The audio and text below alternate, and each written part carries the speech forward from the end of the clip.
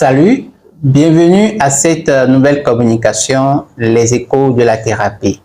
Si vous avez pour objectif de cultiver davantage votre bonheur intérieur, malgré les conditions de vie et les apparences des problèmes, restez avec nous jusqu'à la fin pour découvrir de nouvelles orientations, de nouveaux conseils qui pourront vous permettre d'élargir votre zone de sérénité intérieure. Et ceci avec la communication d'aujourd'hui, les problèmes de la vie et l'éveil spirituel. Avec notre invité habituel, M. Maurice Amoundé. Bonjour. Bonjour, M. Mario. Comment vous allez bien? Je vais divinement et parfaitement bien. Super.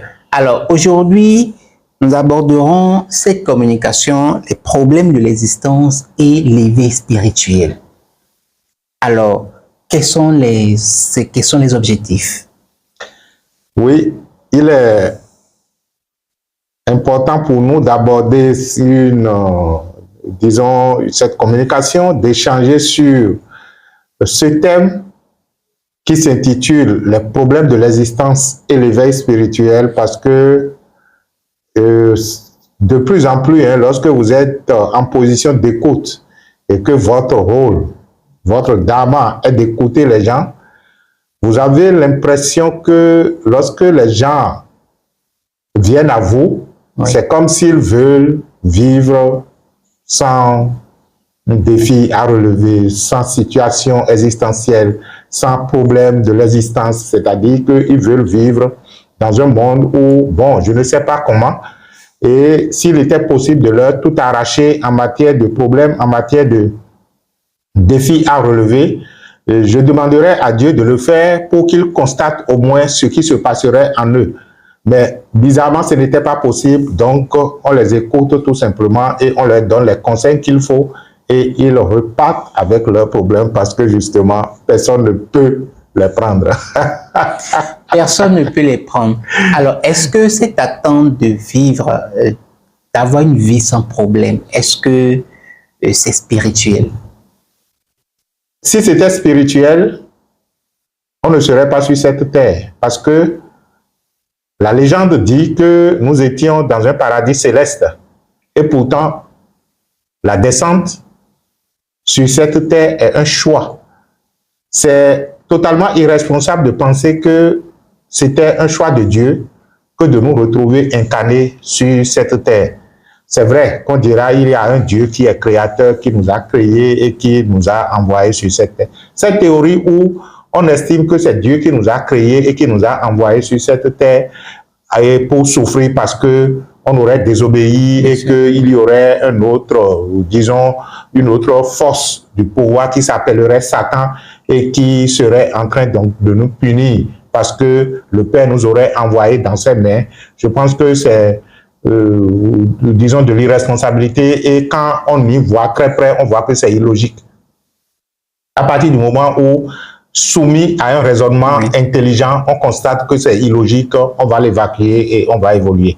C'est en fait ce que nous allons faire sur cette chaîne. C'est ce que nous essayons d'ailleurs de faire sur cette chaîne et c'est ce que nous allons faire encore dans cet échange, dans cette capsule, évacuer toute irresponsabilité et assumer notre responsabilité qui, en fait, est le pouvoir même de l'existence. Alors, dites-nous, expliquez-nous un peu, quel est le principe spirituel? Est-ce qu'il y a un principe spirituel qui autorise qu'aujourd'hui, chacun a son lot de carences, son lot de problèmes qu'elle traîne?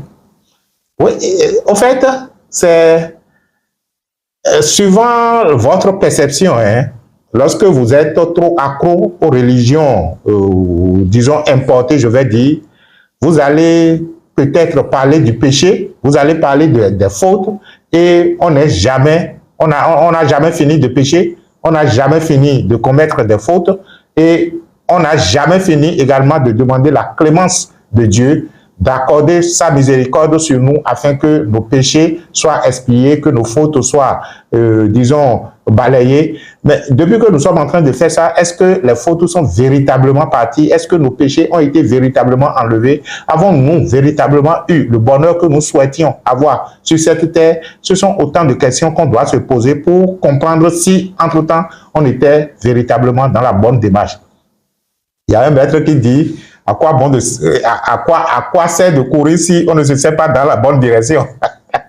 C'est comme si vous entendez tôt et vous commencez par courir. Ok, d'accord.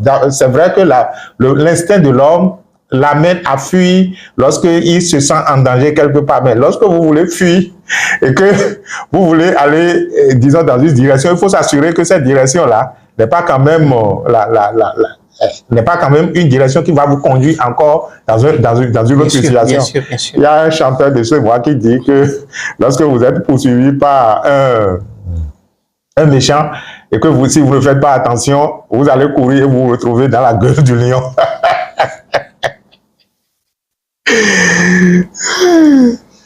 Alors donc, en clair, on ne peut pas vivre sans problème. Il n'est pas possible de vivre sans avoir ce que vous appelez problème. Bon, ok, d'accord, sans avoir des problèmes. Il est impossible. Et c'est ce que nous devons commencer par dire aux enfants dès le bas âge. C'est-à-dire que l'existence est un défi successif à relever. En fait, ce ne sont pas des problèmes. Nous allons voir tout à l'heure l'aspect métaphysique de ces choses pour constater qu'en fait, que c'est nous qui en faisons un problème. Sinon, dans la vue de l'âme, dans la vue de notre esprit, ce ne sont pas des problèmes. Okay. Nous sommes en train de nous exercer à un jeu. Et lorsque on comprend la logique de l'esprit, les problèmes deviennent maintenant des solutions que nous parcourons à chaque instant de l'existence. Ah, super. Alors, parlez-moi alors, disons, de l'origine métaphysique. Oui, c'est vrai que pour comprendre l'approche que nous sommes en train d'utiliser, il faut comprendre l'origine métaphysique des problèmes. Si vous ne comprenez pas l'origine métaphysique de ce que nous appelons problème, vous allez toujours vous en prendre trop. En fait, les problèmes n'existent pas. C'est nous qui leur accordons l'existence. Et quand vous accordez de l'existence à quelque chose, cela veut dire que en arrière-plan, ce qu'on ne mesure pas, c'est le pouvoir que nous avons à pouvoir accorder. Cela veut dire que si vous n'accordez pas l'existence à quelque chose, la chose n'existe pas. Je vais partir des expériences aujourd'hui, disons scientifiques, que déjà les physiciens quantiques font pour constater que, en fait, le jeu se trouve entre l'observateur et la création des particules. Il est prouvé que lorsque les physiciens quantiques réalisent ce qu'on pourrait appeler le vide, qui en fait n'existe pas, que le vide n'est véritablement vivant que lorsqu'il y a un regard d'observateur qui s'y pose. Ce qui veut dire qu'en soi, il n'y a rien. Mais lorsqu'il y a un regard d'observateur qui se pose sur l'espace infini et illimité, ce regard de l'observateur, par son attention, crée maintenant quelque chose. De telle sorte que lorsque vous êtes là, tout simplement, et que quelque chose surgit, vous allez dire, ok, d'accord, mais de toutes les façons, il y a quelque chose qui surgit. Mais la chose n'aura sur vous que l'impact que vous lui avez envoyé. C'est pourquoi, de façon caricaturale, les maîtres disent, l'Esprit de Dieu ne vous donne que ce que vous prenez vous-même. Et la vie vous regarde de la même façon que vous la regardez. C'est comme si l'existence tout entière est neutre.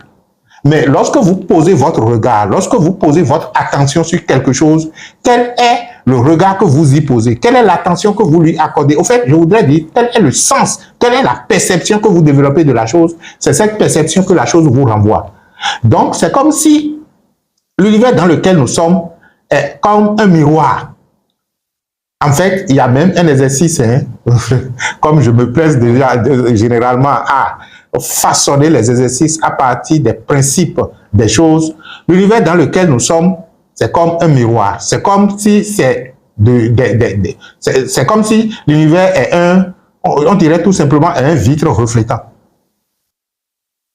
Dont le reflet est de deux côtés. Parce que quand on dit miroir, c'est comme si de l'autre côté, ça ne se reflète pas. Donc, je caricature la chose pour dire l'univers est un vitre reflétant qui reflète tout simplement vos perceptions.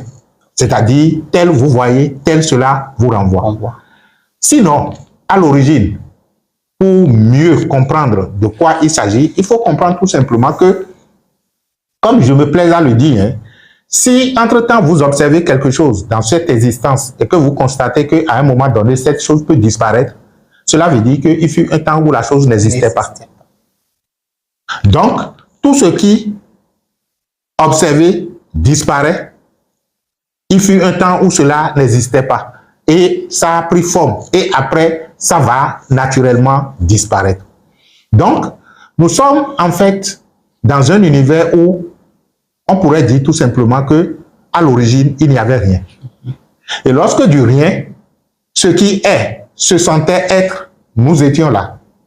Et quand je dis nous, c'est nous en tant qu'être spirituel. Nous étions là. Et lorsque nous étions là, nous étions conscients de nous-mêmes. Nous étions conscients du pouvoir que nous sommes. Nous étions conscients de ce qu'on pourrait appeler possibilité infinie. Lorsqu'on en parle comme ça, les gens pensent que cela reflète d'une, c'est-à-dire que c'est des années-lumière en arrière. Non, justement, c'est maintenant. C'est maintenant parce que lorsque il vous arrive de vous ressentir être, vous allez constater que vous étiez tout simplement là avant que toute chose ne commence.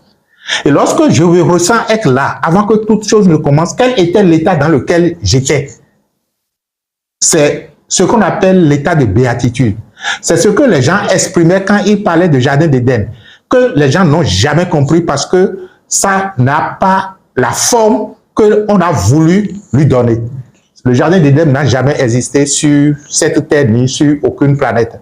De toutes les façons, aujourd'hui, la science a suffisamment évolué et on comprend qu'il n'y a pas d'endroit sur cette terre maintenant où on peut, disons, dire que ce jardin-là se trouvait. On a déjà parcouru toute la planète Terre. Maintenant, allez vous dire que ce jardin se retrouvait sur une autre planète. Ok, d'accord. Bon, ça, au moins, comme c'est inaccessible, on pourrait continuer à mentir aux enfants. Mais reconnaissez tout simplement que nous sommes ce que nous sommes ce que nous avions été et on sera toujours ce que nous sommes. C'est pour dire tout simplement que lorsque l'esprit est, il n'y a rien. Et dans ce rien qu'il y a, c'est possibilité infinie et illimitée. Vous avez la possibilité de mesurer de quoi il s'agit. Je vais vous donner un exemple terre à terre. Lorsque vous vous levez de votre lit, vous allez comprendre généralement que si vous avez passé une très belle nuit, disons apaisante, c'est-à-dire un sommeil calme, et que vous vous levez le matin, vous allez comprendre qu'il y a un temps qui passe généralement de quelques secondes. Ça peut aller à beaucoup de secondes pour certaines personnes qui s'y sont habituées, où il n'y a rien dans votre tête. C'est comme si vous venez dans ce monde nouvellement et il n'y a absolument rien. Pour ceux qui sont, disons, des experts en matière de programmation, on demande de récupérer ce temps et c'est pendant ce temps qu'il faut commencer par se reprogrammer. Ce temps est, disons, peut-être assimilé à ce que c'était ou à ce qui est quand je parlais donc de « nous sommes là ». L'ensemble des possibilités infinies. Et vous allez constater que lorsque vous vivez ce moment, c'est comme si tout l'univers vous appartient. C'est comme si vous avez toutes les possibilités d'accomplir toutes choses. Je ramène ça encore à un exemple pratique. Je me réveille le matin, je ne suis pas encore sorti de ma maison. C'est vrai. Si je pouvais mettre de côté un programme linéaire que j'ai déjà établi sur la journée et que je reste là, vous allez constater que vous avez une possibilité infinie de prendre une infinité de directions. Vous pouvez quitter votre maison et aller au boulot. Vous pouvez quitter votre maison et vous retrouver, disons, avec un ami. Vous pouvez quitter votre maison et vous allez vous retrouver peut-être à l'hôpital. Vous pouvez ainsi de suite. Donc, il y a une possibilité infinie de choses qui peuvent se passer dès lors que vous n'avez pas encore pris une décision de faire telle ou telle chose. Ça peut aller? Bien sûr. Donc, c'était en fait ce que nous avions vécu, c'est ce que nous vivons. Et c'est encore possible de le vivre. Mais on va, pour les besoins de la cause, pour les besoins de compréhension, on va supposer que c'est ce que nous avions vécu. Mais en face d'une telle possibilité infinie et illimitée que nous ressentions, nous avions dit, mais voilà ce qu'on appelle le pouvoir. Et ce pouvoir, on a dit, mais quel que soit le défi que nous allons créer, on a la possibilité de surmonter ça. En tant qu'esprit, quand on se sentait dans cet instant, sans instant où possibilité infinie y était, nous avons dit, mais j'ai la possibilité de créer toute chose et d'y remédier. Bien sûr. Parce que je suis en même temps la solution. Et puisque je suis la solution, comment ne pas pouvoir expérimenter la solution que je suis? Parce que la solution que je suis ne peut être vérifiée que si je l'expérimente. Bien sûr. Mais comment je peux y arriver? C'était le défi qu'on s'était lancé en tant qu'esprit supérieur. Je suis en train de nous expliquer comme ça l'origine métaphysique des problèmes. Donc, en tant qu'esprit infini et illimité, uni à ce qu'on pourrait appeler Dieu, à ce qu'on pourrait appeler la vie, à ce qu'on pourrait appeler le pouvoir, nous avons estimé que nous avons autorité et pouvoir sur tout, sur nous-mêmes et sur tout ce qu'on pourrait engendrer. Et c'est de là que nous avons dit, ok, d'accord, puisque je suis la solution parfaite de toutes choses, je vais maintenant faire l'expérience de la solution que je suis. Mais comment faire l'expérience de la solution si, entre-temps, je ne créais pas quelque chose pour permettre à la solution de se mettre en évidence?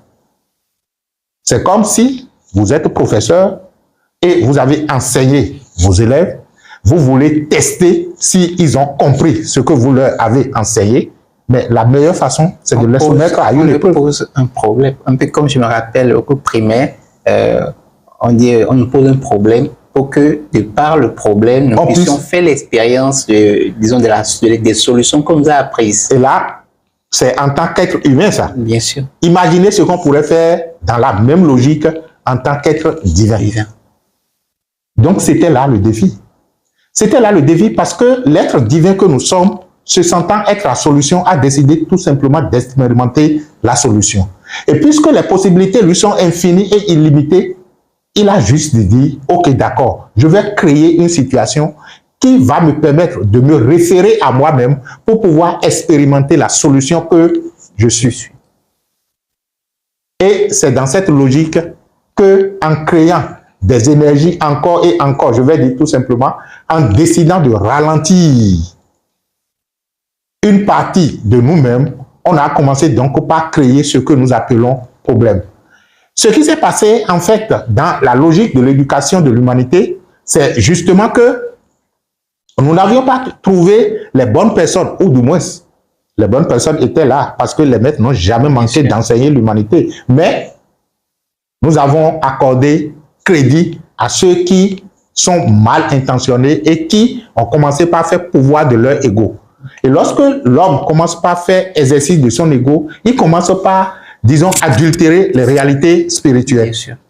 J'espère que ton micro est ouvert, monsieur Mario. Ok, d'accord. Donc, il commence par adultérer les réalités spirituelles. Et là, on a commencé donc par dégringoler. C'est ce qu'on appelle la chute.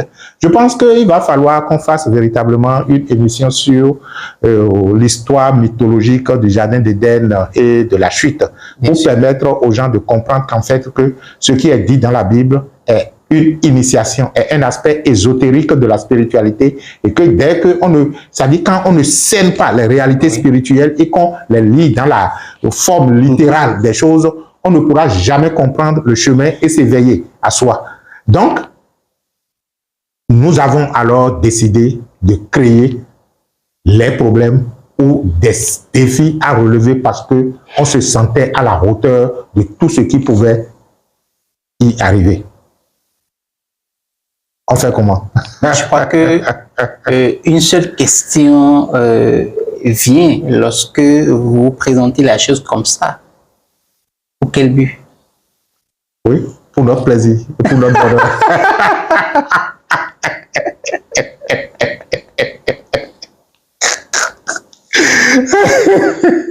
Aussi drôle que cela puisse paraître, c'est justement pour notre plaisir, c'est justement pour notre bonheur.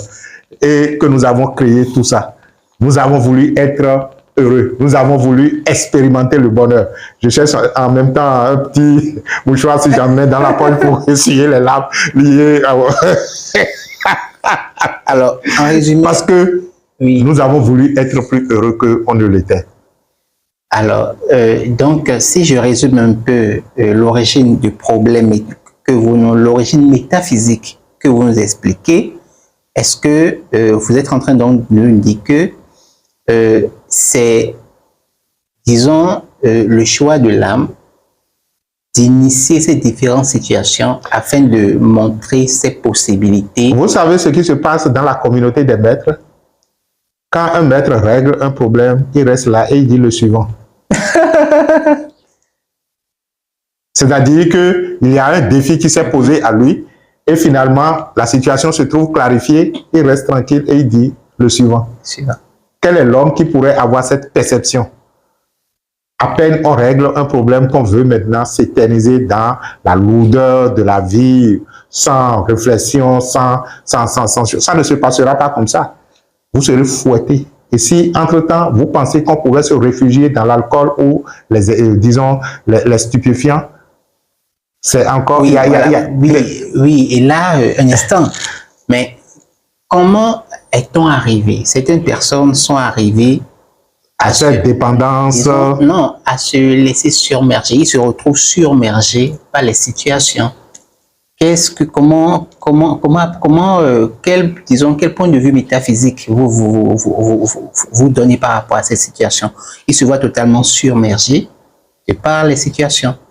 En fait, les situations que vous vivez, si vous n'arrivez pas à les régler, si vous n'arrivez pas à vous en sortir et que cela s'éternise, cela justifie le degré de votre ignorance. Il n'y a pas deux choses. Si vous vivez une situation que vous n'arrivez pas à régler, que vous n'arrivez pas à vous en sortir, et au fil des ans, ça continue encore et ça se répète encore et encore, cela justifie tout simplement que vous êtes ignorant et que vous n'avez rien appris sur cette terre et que vous ne voulez absolument rien apprendre.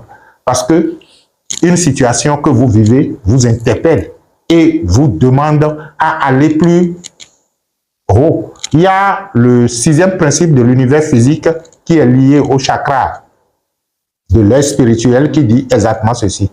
Quel que soit ce que vous vivez, vous êtes le seul responsable du maintien de cette situation. Le mot qui m'interpelle souvent quand je fais le cours sur les chakras au Sheila et aux étudiants, c'est maintien. Donc le fait que la situation soit là n'est pas le problème. Le problème, c'est le fait que la situation se maintienne. Se répète. Et vous n'arrivez pas à régler. C'est ça qui dénote de votre responsabilité. Cela veut dire que si le principe s'exprime comme ça, on veut dire tout simplement que quelle que soit la situation que vous vivez, vous êtes le seul responsable et c'est à vous et à vous seul de pouvoir régler la situation. Si vous ne la réglez pas, cela veut dire tout simplement que vous êtes ignorant. Un peu comme pour dire, vous ne pouvez pas décider que la situation ne sera pas là, mais vous pouvez quand même décider de son maintien. Vous avez décidé de son maintien. Vous avez décidé si cela pourrait donner face à une autre, disons, à une autre situation de l'existence où cela s'éternise.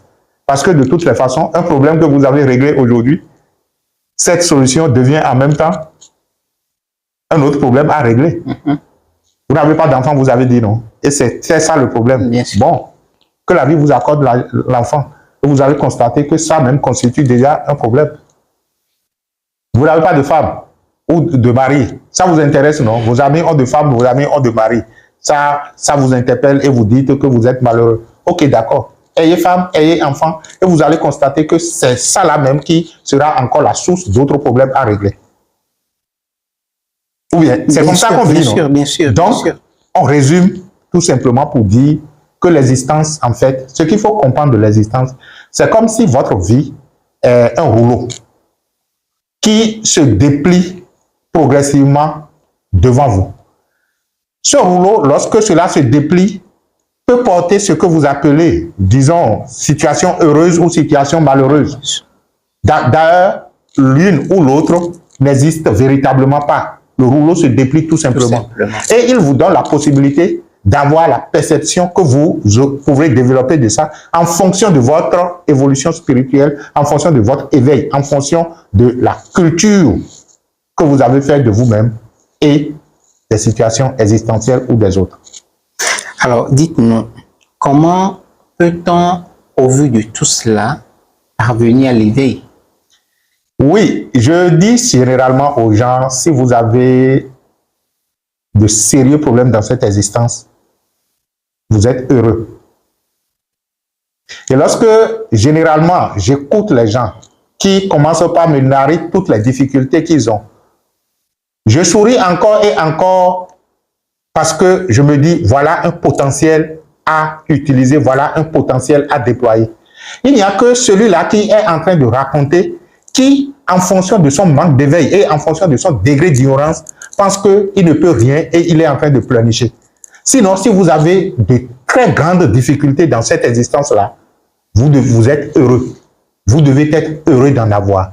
Vous devez être heureux d'en avoir parce que si vous avez la bonne éducation et que vous avez compris suffisamment ce que vous êtes en tant qu'esprit et que vous avez compris le problème, c'est-à-dire que l'origine métaphysique d'une situation ou des problèmes, vous devez vous sentir heureux parce que ce qui nous a sauvés, nous autres, à des moments donnés de notre processus spirituel, c'est justement que nous sommes arrivés à des moments donnés à des réflexions bizarres comme quoi est-ce que je ne suis pas plus puissant que Dieu?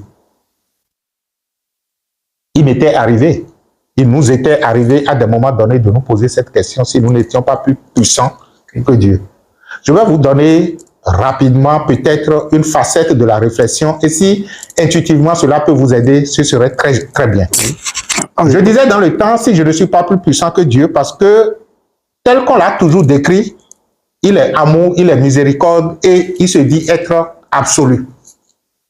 Lorsque je parle d'une telle réflexion, je dis, si quelque chose est véritablement absolu, c'est qu'il l'est et il est absolu. À moins qu'on ne comprenne véritablement pas les mots que nous utilisons. C'est vrai que je ne suis pas à l'origine de la langue française, mais si on dit que quelque chose est absolu, cela veut dire que la chose ne laisse de l'espace à rien d'autre qu'elle-même. Est-ce qu'on se comprend sur ça là au moins? Bien sûr. Bon, voilà que cette chose qui se dit être absolue, on l'a toujours définie comme amour, bien sûr, miséricorde, bonheur, ci ou ça. Et ce n'est que des mots plaisants qu'on lui envoie. Mais comment se fait-il que moi, en tant qu'individu, dans son espace absolu, parce qu'il a dit qu'il est absolu, dans son espace absolu, moi, en tant qu'individu, je suis arrivé à créer des situations qui, en fait, ne lui ressemblent pas. Bien sûr. Mais il était où quand je créais toute cette situation dans son absoluité? Mais là, je dis, mais Dieu, je suis plus puissant que toi. Parce que tu te dis être absolu et tu es le bonheur parfait, tu es la miséricorde et tout le reste. Mais dans ton absoluité là, moi, individu, je suis arrivé à façonner une situation que je vis et qui, pour moi, ne te ressemble pas. Mais ce n'est pas une honte pour toi, Dieu. En fait, il n'y a que des esprits éveillés, suffisamment prêts à aller loin, qui peuvent entretenir de telles conversations avec Dieu. En fait, avec vous-même. Parce que lorsque vous déclenchez de telles conversations, vous commencez par mettre au défi la loi de l'absoluté de Dieu qui dit « Je suis le bonheur parfait ». Et là, le second aspect, c'est que vous commencez par être responsable des situations que vous gérez parce que vous constatez que, en fait, selon la logique universelle reconnue par tous, c'est que Dieu ne peut pas être ce que vous vivez. Il se dit être absolu. Mais comment se fait-il que vous vivez? Cela veut dire que c'est inhérent à vous. C'est vous qui l'avez créé. Et vous avez alors un pouvoir et une puissance qui vous permet, malgré l'absoluité de l'amour, d'insérer le non-amour. Malgré l'absoluité du bonheur, d'instaurer la souffrance. Malgré l'absoluité d'instaurer le non-Dieu. Vous voyez? Cela veut dire tout simplement que cette puissance que vous avez de pouvoir créer le non-Dieu est supérieure à la puissance de Dieu d'être. Bien sûr, on essaie de comprendre. Je sais que c'est profond et que ça dépasse l'esprit religieux de tout un peuple. Mais nous n'avons jamais dit sur cette chaîne que nos communications s'adressent à ceux qui ne veulent pas se prendre en charge. Notre communication ou nos échanges s'adressent à ceux qui veulent s'égaler à Dieu. Ceux qui veulent, dans leur esprit intérieur, veulent se mettre au défi pour dire il ne peut pas en être ainsi. Il y a quelque chose qui ne va pas. Mais quelle est cette chose qui ne va pas? Je suis à la recherche de ces choses. Je suis à la conquête de ces choses. Et sont prêts à parcourir tout l'univers dans leur imagination, dans leur esprit, pour pouvoir affronter les défis nécessaires à s'éveiller et à se révéler à eux-mêmes. Ceux-là, ils sont les bienvenus. Et si vous avez assez de problèmes, vous êtes heureux. Jésus n'a-t-il pas dit heureux ceux qui ont soif? Ou bien, il a dit heureux ceux qui ont soif, car ils trouveront de l'eau à se désaltérer. Parce que si vous n'avez pas soif, vous ne chercherez pas à boire, même si de l'eau est là. Mais quand vous avez soif, vous commencez par vous mettre à la recherche de l'eau et vous êtes prêt à faire tous les sacrifices possibles pour vous désaltérer. Donc, si vous avez assez de problèmes, vous êtes heureux. Soyez heureux d'avoir assez de problèmes. Alors, pour nous permettre un peu de mieux comprendre, parce que ceux qui nous suivent, il y a toutes personnes, toutes les personnes qui nous suivent. On ramène ça à terre. On va essayer de on vient à votre niveau. Voilà. Okay. Vous allez un peu nous résumer encore toute la réponse, tout ce que vous avez expliqué sur la question comment à partir de mon problème, on peut s'éveiller à partir de ça plus des problèmes. Si vous avez compris ce que nous avons dit jusqu'à présent, je pense que l'idéal serait tout simplement de se mettre à travailler, de se prendre en charge. Et les problèmes de l'existence que vous avez sont en fait les signes, les indices de ce que vous êtes censé faire dans cette existence. Lorsque vous avez un problème, comprenez tout simplement que Dieu n'a pas créé le problème, comme je l'ai dit tout à l'heure. Et que c'est de votre responsabilité de créer cette situation. Quel que soit le nom que vous allez lui donner, péché, faute, et ainsi de suite là, c'est de votre responsabilité. Il y en a qui, en fait, traversent la mort et nous rejoignent. Ou du moins, qui nous rejoignent. Les problèmes, il y en a qui traversent la mort et qui nous rejoignent. Parce que lorsque vous vivez une existence et que vous restez tranquille, vous allez comprendre tout simplement que si vous réalisez beaucoup plus encore de la sérénité en vous et de la paix en vous, vous allez constater que, en fait, tout ce que vous faites ne va nulle part. Et que c'est toujours là. Il arrive un moment où vous transcendez ce corps et ce corps-là, vous le déposez comme une chemise. Mais la conscience qui a opéré à travers le corps, la conscience continue toujours d'être l'auteur de tout ce qui s'est passé. De telle sorte que lorsque la conscience reprend un autre corps, je dirais l'âme ou l'esprit supérieur ou quoi que ce soit que vous savez, reprend un autre corps, il reprend avec en fait les mêmes attitudes et les mêmes choses là.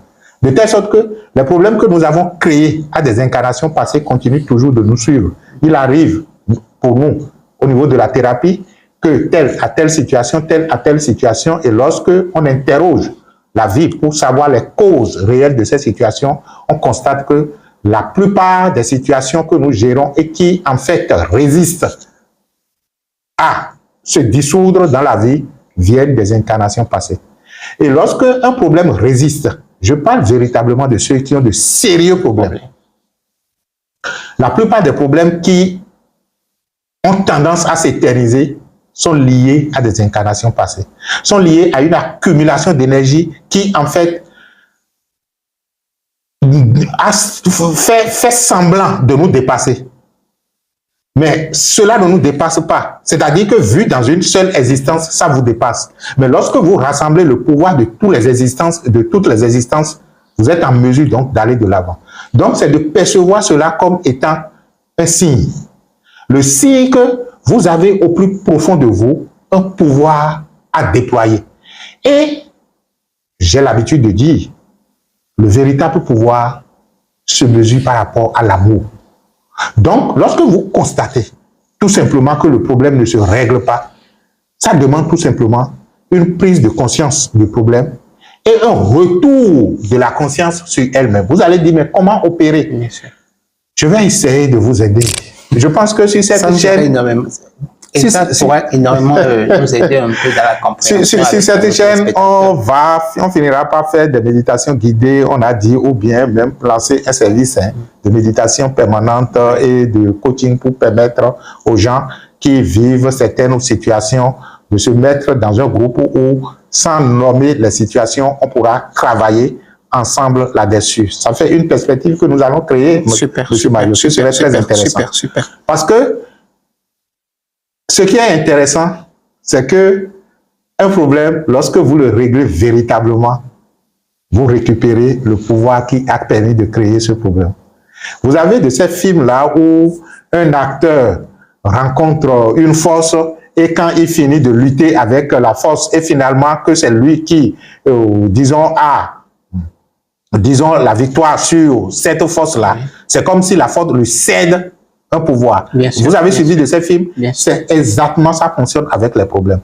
C'est-à-dire que si vous arrivez à vous assumer et à confronter votre conscience encore et encore à un problème pour en faire une lumière, vous récupérez le pouvoir qui se retrouve dans le problème. Donc, on revient à, disons, à la technique. Lorsque vous ressentez qu'il y a des situations qui ne se digèrent pas et qui ne vont pas et tout le reste, si vous faites beaucoup attention et que vous êtes habitué à la méditation, vous allez constater que cette situation se retrouve où, Monsieur Mario? Une situation, un problème que vous avez. Il ou elle est où? Forcément dans toute l'attention que je lui accorde. L'attention que vous lui accordez, ok, d'accord. Est-ce que lorsque vous êtes assis dans votre chambre, peut-être après avoir pris votre bière ou votre ci ou votre ça, et que vous dites que vous avez un problème, le problème est-il dans votre chambre? Pas du tout, pas que dans ma tête. Ok, d'accord, c'est là où je voulais en venir.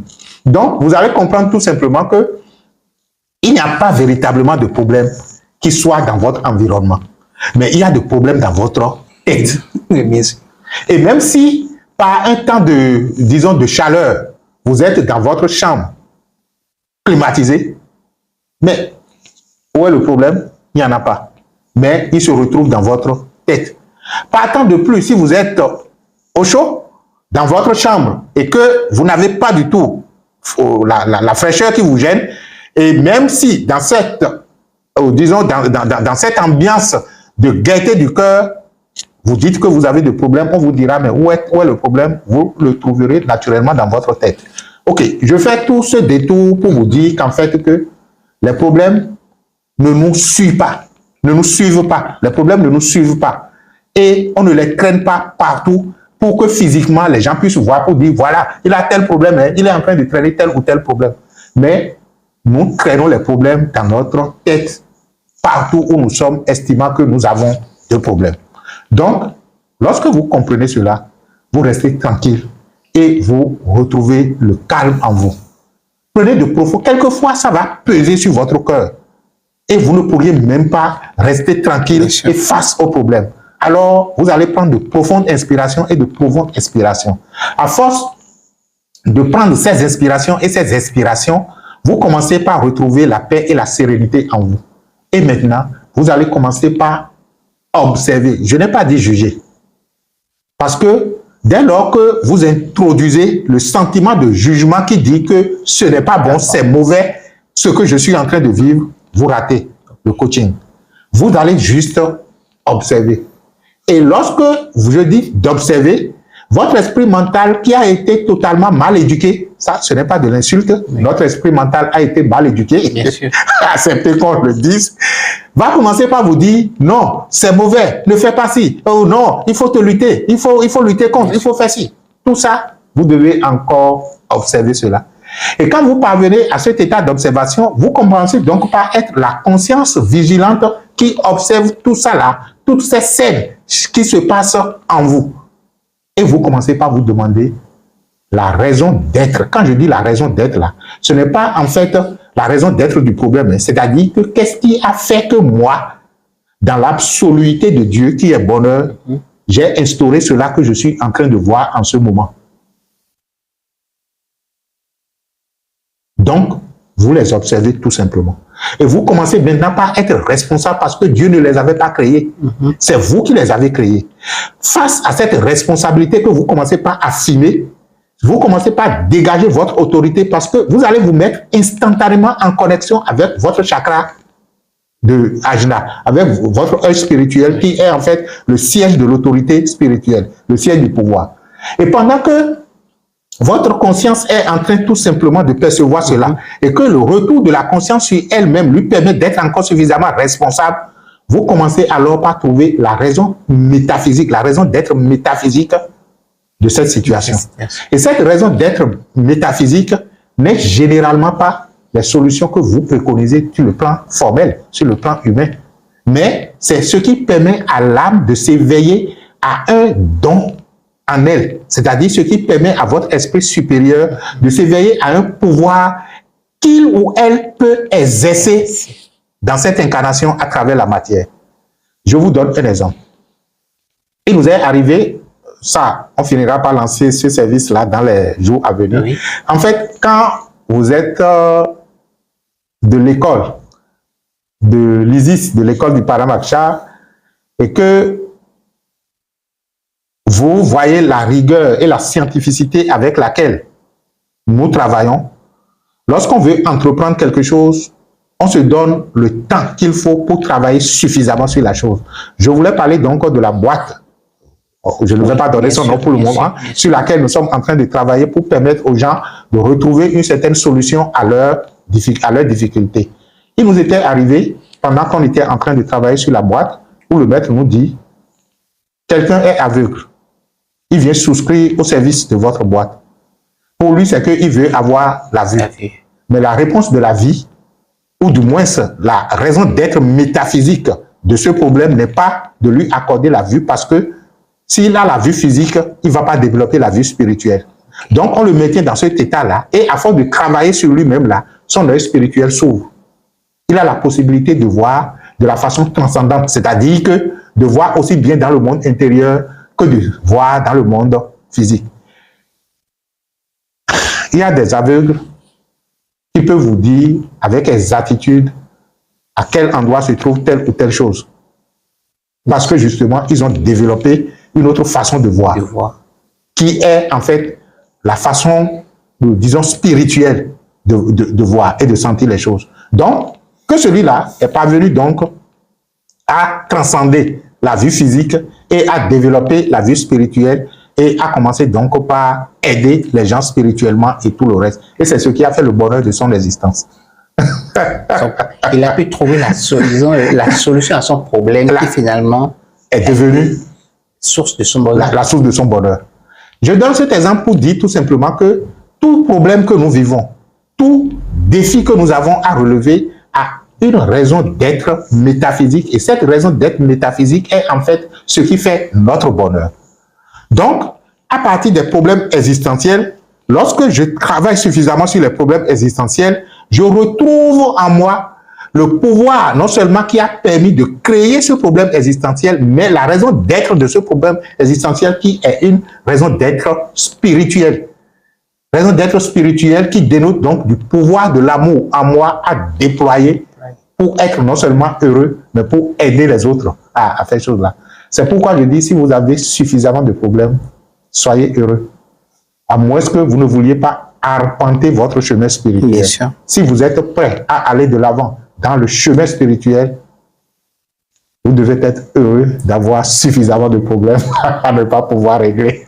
Alors, dites-nous, comment, au vu de tout cela, comment peut-on parvenir à rester serein et à faire l'expérience du bonheur? Oui, l'expérience du bonheur, vous ne pouvez le faire que vous admettez une chose. La vie n'est pas facile. Il y a un maître qui dit, lorsque vous comprenez que la vie n'est pas facile, elle devient facile. Parce que vous avez compris déjà qu'elle n'est pas facile. Bon, je ne parle pas de la vie, l'existence, si vous voulez. L'existence n'est pas facile. Lorsque je comprends que l'existence n'est pas facile, je ne vais plus incriminer l'existence de ne pas être facile. C'est instauré comme ça, par vous, par nous, par le divin, que nous devons être en train de solutionner en spiritualité, c'est ce qu'on dit. Pour les alchimistes, Oui. on dit, on va solutionner le problème. Cela veut dire que le problème en lui-même n'existe, c'est-à-dire est fait pour être solutionné. Nous sommes en train toujours de solutionner un problème. As-tu déjà solutionné l'autre situation? Oui, je l'ai déjà solutionné. Donc, on est toujours en processus de solutionnement. Si cela existe. Non, cher ami, c'est un petit fait. Hein, c'est ainsi fait l'existence. Et si vous n'avez pas encore suffisamment vécu sur cette terre pour comprendre que l'existence n'est pas facile, il vous sera très difficile de vivre. Elle n'est pas facile et c'est justement parce qu'elle n'est pas facile qu'elle est facile à vivre. Référez-vous à votre être intérieur qui est le pouvoir, qui est la force, qui a façonné l'existence et vous allez y trouver tout le pouvoir nécessaire, tout l'amour nécessaire pour pouvoir donc régler les situations existentielles que vous avez. Eh bien, je crois que nous avons fait le tour de la question. Nous voilà un peu au terme de cette communication. Qu'est-ce que vous avez à nous dire pour finir? Soyez heureux tout simplement. Alors, parce que heureux nous étions, heureux on sera. Parce que vous allez constater, hein, dans notre tradition, je me rappelle, hein, quand quelqu'un est malade et on n'arrive pas à le guérir finalement, et quand il transcende, on dit que bon, il est totalement guéri. ils sont totalement guéris. Donc la mort viendra vous guérir si entre-temps vous n'arrivez pas à solutionner les problèmes. Alors, merci pour votre attention. Nous espérons que vous avez eu de l'écoute par rapport à tout ce que nous avons échangé et que parfois, comme un maître l'a dit, pour trouver sa joie malgré toutes les illusions de l'extérieur, c'est d'observer toutes ces situations et de commencer par rire. Tout à fait. De rire et rire et de rire. Parce que quand vous riez des situations, vous récupérez votre pouvoir, le pouvoir qui les a créées. Merci pour l'attention. Nous vous disons que les bénédictions soient et à la prochaine.